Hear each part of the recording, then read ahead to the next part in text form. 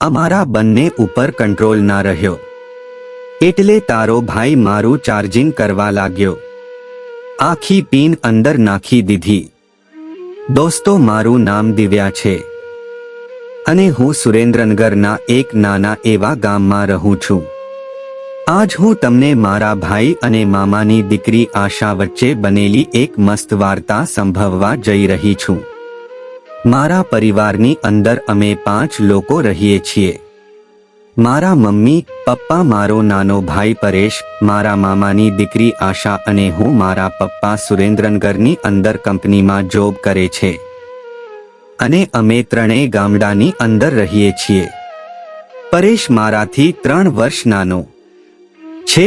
તે જોવામાં એટલો સુંદર અને આકર્ષક છે કે ગામની બધી છોકરીઓ તેની દીવાની છે. છોકરીઓ તેને એક નજરે જોયા જ કરે છે. પરંતુ મારા ભાઈનું ધ્યાન હંમેશા ભણવામાં અને પોતાની લાઈફ બનાવવા ઉપર રહે છે. આ વાત લગભગ 6 મહિના પહેલાની છે. મારી બહેનપણીનો આજે જન્મદિવસ હતો. હું તેમના ઘરે ગઈ હતી. અમે બધી સહેલીઓએ ત્યાં ભેગા થઈને ખૂબ જ પાર્ટી કરી, ખૂબ જ મસ્તી કરી અને મોડી રાત્રે હું ઘરે આવી. ઠંડી ઠંડી હવા અને પાર્ટીના થાકને લીધે મારા મનમાં હલચલ મચી ગઈ હતી. જ્યારે હું ઘરે પહોંચી તો વાતાવરણ એકદમ શાંત હતું. પરંતુ મારી માટે આ વિચિત્ર હતું, કારણ કે મામાની દીકરી આશા મોડી રાત સુધી જાગતી હતી. આજે તે તેના રૂમમાં ન હતી.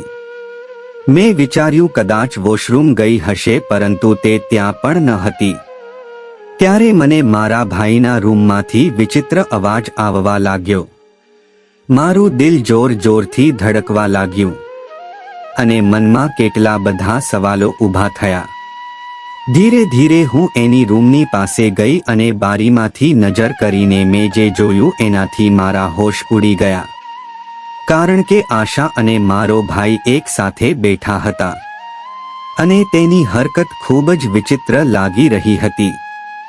આશા મારા ભાઈની ખૂબ જ નજીક બેઠી હતી અને રૂમમાંથી ગજબનો અવાજ આવી રહી હતી. કામ શરૂ હતું. આશા અને મારો ભાઈ પહેલીવાર કામ કરી રહ્યા હતા, એટલે રૂમમાંથી વિચિત્ર વિચિત્ર જોર જોરથી અવાજ આવી રહ્યો હતો. આ કામ તેણે પહેલીવાર કરેલું હતું, એટલે અવાજ ફૂલ આવી રહ્યો હતો. મારો ભાઈ આશાના ચાર્જિંગ એડેપ્ટરની અંદર એની ચાર્જિંગની પિન નાખી રહ્યો હતો અને આશાને પણ ચાર્જિંગ કરવાની ખૂબ મજા આવી હતી અને મારો ભાઈ પણ એની મજા લઈ રહ્યો હતો. હું આ બધું બારીમાંથી જોઈ રહી હતી. મને પણ શરીરની અંદર કરંટ આવવા મળ્યો. હું આ વધારે આગળનું જોઈ શકી નહીં. પછી હું મારા રૂમમાં જતી રહી. એ બંનેનું ચાર્જિંગ અડધોથી પોણો કલાક સુધી જોર જોરથી ચાલ્યું. પછી આશા તેના રૂમમાં જતી રહી. મારા ઘરમાં આવું બધું થતું હતું ને મને ખ્યાલ જ ન હતો. મેં માંડ માંડ મારા પર કાબુ મેળવ્યો, પરંતુ મારા મનની અંદર એક મોટું તોફાન ઊભું થયું હતું. આખી રાત હું સૂઈ ન શકી. જ્યારે આંખ વીંચવાની કોશિશ કરી ત્યારે મેં જોયેલું દ્રશ્ય મારી નજર સામે આવી જ હતું.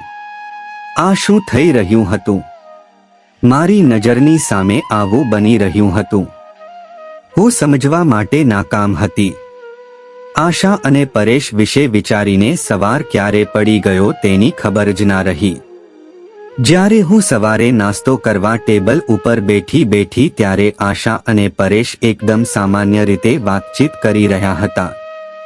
એવું લાગતું હતું કે સાંજે કાંઈ બન્યું જ નથી. પરંતુ મારે મારા મનની વાત છુપાવી ખૂબ જ અઘરી હતી. મારાથી રહેવાયું નહીં, એટલે મેં આશાને સીધું જ પૂછી લીધું, ગઈ રાત્રે તમે પરેશના રૂમમાં શું કરી રહ્યા હતા?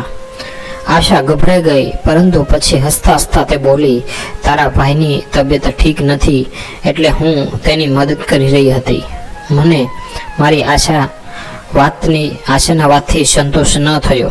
મેં તેને ચહેરાને એક નજરે જોયો. શું તું મારાથી કંઈ છુપાવી રહી હતી? મારા મનની અંદર શક વધવા લાગ્યો, પણ મેં આશાને કંઈ કહ્યું નહીં. હું અંદરથી હવે તૂટી ગઈ હતી. હું આશા અને મારા ભાઈના સંબંધ પર વિશ્વાસ નહોતી કરી શકતી હતી. આમ જ દિવસો જતા રહ્યા, પરંતુ મારા મનનો શક હજી દૂર ન થયો હતો. મેં આવું ઘણી વખત જોયું. એક દિવસ હું મારા રૂમમાં એકલી બેઠી હતી, ત્યારે મારા મામાની આશા મારી પાસે આવી. તેણે મારા માથા ઉપર હાથ ફેરવ્યો અને કહ્યું, શું વાત છે? તું ઘણા દિવસથી વિચારોમાં ખોવાયેલી રહે છે.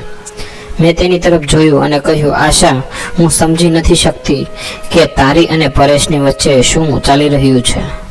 મારી વાત સાંભળીને મારી મામાની દીકરી આશા થોડી વાર માટે ચૂપ રહી. પછી તેણે કહ્યું, તારા મનની અંદર જે કંઈ છે એ બધું ખોટું છે. હું અને તારો ભાઈ ઘણા સમયથી એકબીજાને પ્રેમ કરીએ છીએ. હવે ઘણા સમય પછી અમને સમય મળ્યો હતો, એટલે અમે બંને ભેગા થયા હતા. અમારા બંને ઉપર કંટ્રોલ ના રહ્યો, એટલે તારો ભાઈ મારું ચાર્જિંગ કરવા માટે લઈ ગયો હતો અને પછી તે અમને બારીમાંથી જોઈ લીધા હતા. એ મને ખબર પડી ગઈ હતી, પણ અમારા શરીર ઉપર અમારો કોઈ કાબુ ન હતો, એટલે અમે ચાર્જિંગ કરવાનું બંધ કર્યું નહીં. તે જે રાત્રે બધું જોઈ ગઈ હતી, પણ મને હવે માફ કરજે. હવે હું આ ભૂલ નહીં કરું અને થોડા સમય પછી હું મારા ઘરે જતી રહેવાની છું. પણ પરેશ અને આશા ચાર્જિંગ કરવાનો હજુ સુધી ભૂલ્યા નહોતા. એની બહેન નોકરીથી આવતી તે પહેલા દરરોજ માટે પરેશ અને આશા ફૂલ ચાર્જિંગ કરતા હતા. 1 મહિના પછી આશા છે એ પોતાના ઘરે જતી રહી અને પરેશનું ચાર્જિંગ કરવાનું હવે બંધ થયું.